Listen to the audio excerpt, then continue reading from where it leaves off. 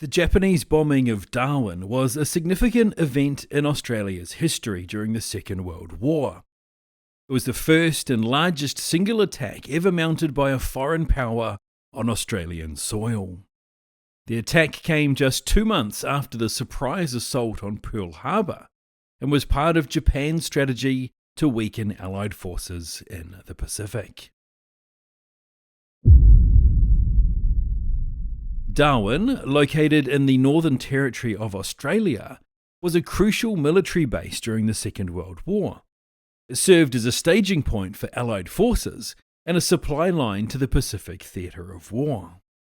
The Japanese saw Darwin as a strategic target to disrupt Allied operations and prevent the use of the town as a launch point for counterattacks.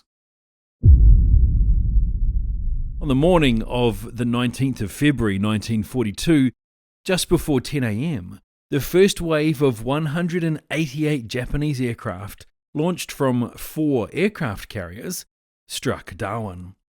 The attack was led by Commander Mitsuo Fuchida, the same officer who had led the attack on Pearl Harbor. The bombers targeted key infrastructure, including the town's harbour, airfields, military installations, and oil storage facilities. The second wave of 54 bombers followed shortly after, further intensifying the damage. The attacks were swift and devastating, lasting for about 40 minutes.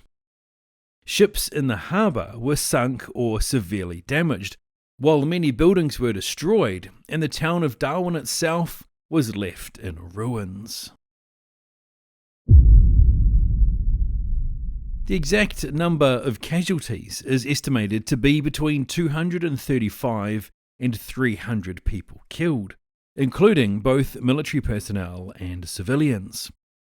The attack also resulted in significant material losses for the Allies.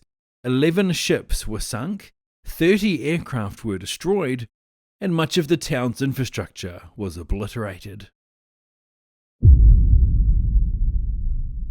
The bombing of Darwin exposed the vulnerability of Australia to Japanese attacks, leading to widespread fear and panic.